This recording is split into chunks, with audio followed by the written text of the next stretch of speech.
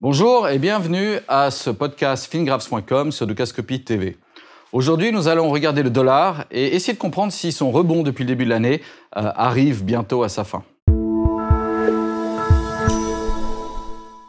Nous allons commencer cette analyse avec une mosaïque qui comprend l'euro, la livre contre le dollar contre le yen et le dollar contre le franc suisse. Ceci avec une perspective weekly sur la ligne supérieure, donc une perspective sur les prochains trimestres, et une perspective daily sur la ligne inférieure, donc une perspective sur les prochains mois. Ce qu'on peut voir, c'est que pour l'instant, l'euro-dollar et la livre sont toujours dans une tendance à la hausse et que celle-ci pourrait continuer jusqu'au printemps prochain avec la possibilité de faire des nouveaux plus hauts. A contrario, le dollar contre le yen, lui, a rebondi mais arrive sur des résistances et nous pensons qu'il pourrait repartir à la baisse ou en tout cas retracer sur le printemps. Le dollar suisse, lui, est toujours baissier et on pense que cette tendance à la baisse pourrait continuer jusqu'au printemps prochain. À plus court terme, si on regarde le daily, on voit qu'on a une consolidation effectivement qui a commencé en début d'année, qui est toujours en place, mais on arrive dans une condition de survente sur notre indice de risque. Ceci dit, il resterait encore du risque ces prochaines semaines et nous pensons que le point de retournement est potentiellement vers fin août,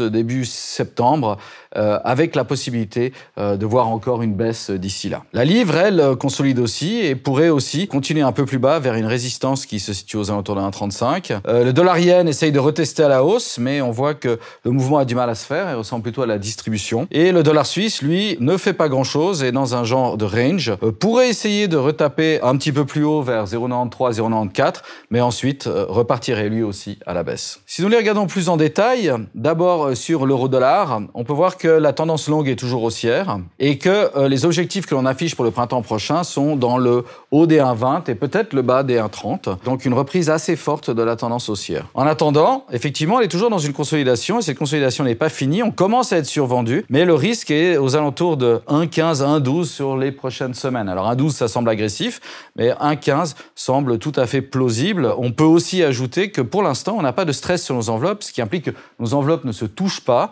ce qui est généralement un signe d'exagération et de potentiel achat. Ce n'est pas le cas pour l'instant. Notre graphique Orly, plus court terme, sur les prochaines semaines, lui est toujours baissier et pourrait nous emmener dans un premier temps en dessous d'un 17 et potentiellement vers 1,16. Donc un peu de patience encore ici sur l'euro-dollar, du risque encore, donc on patienterait encore quelques semaines avant de s'engager à la hausse à nouveau sur l'euro. Lorsqu'on regarde le câble, on a une situation assez similaire. On peut voir qu'on est toujours haussier ici et potentiellement on repartira à la hausse pour aller chercher des targets entre 1,44 et potentiellement au-dessus de 1,50 le printemps prochain. On peut voir que le daily, lui, est aussi dans zone de consolidation, que cette consolidation n'est pas finie et que, pourquoi on n'a pas de support pour l'instant, mais que d'ici quelques semaines, on pourrait effectivement trouver du support aux alentours de 1,35 pour graduellement repartir à la hausse jusqu'au printemps. Pour l'instant, le Orly est en train de repartir à la baisse. Il vient de passer sous nos supports correctifs et donc pourrait aller chercher plus bas sur les prochaines semaines. Donc ici, encore un peu de patience, sans doute jusqu'à la fin du mois ou le début du mois de septembre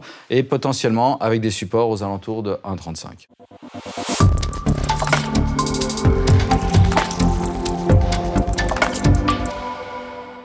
Si on regarde maintenant le dollar yen, effectivement un rebond très intéressant cette année, mais depuis 3 mois, le dollar yen ne fait plus grand-chose. Il a tapé sur sa résistance ici aux alentours d'un 11 qui semble fonctionner. Et donc on pense qu'à terme, on devrait reprendre le chemin de la baisse ici et potentiellement être faible jusqu'au printemps prochain. Par contre, ici, le dollar étant plus cyclique que le yen ou plus risk-on que le yen et notre scénario étant relativement positif sur les risques assets jusqu'au printemps prochain, on ne s'attend pas forcément à des nouveaux plus bas ici sur le printemps prochain, mais plus à un retracement qui pourrait nous ramener potentiellement entre 1,07, 107 et 105. Ici, si on regarde le daily, on est dans une zone de distribution, on a atteint nos objectifs à la hausse, nos enveloppes se sont déjà touchées plusieurs fois et notre risque index semble essayer de se retourner à la baisse. On pense qu'on va peut-être avoir un dernier essai ici en ligne avec les autres monnaies à la hausse, mais qu'ensuite, à partir de septembre, on devrait commencer cette période de retracement baissier. Le Orly semble déjà nous l'annoncer, mais on pense que c'est un peu prématuré. Effectivement, notre risque index est très bas, donc on pense qu'on peut aller retester ici avant de partir ensuite à la baisse. Pour finir, nous allons regarder le dollar suisse. Le dollar suisse est toujours dans une tendance à la baisse, et cette tendance à la baisse pourrait continuer jusqu'au printemps prochain. On pense qu'elle pourrait nous emmener vers 0,88, qui était plus ou moins les bottoms précédents, et potentiellement jusqu'à 0,84. L'indice de risque qui est assez survendu. Donc le retour à la baisse pourrait peut-être prendre un peu plus de temps. Ce qu'on peut voir pour l'instant sur les daily, c'est qu'on est dans un genre de triangle. Un triangle qui, on pense, n'est pas fini. Pourrait retester un petit peu à la hausse ici ces prochaines semaines avec les autres paires dollars.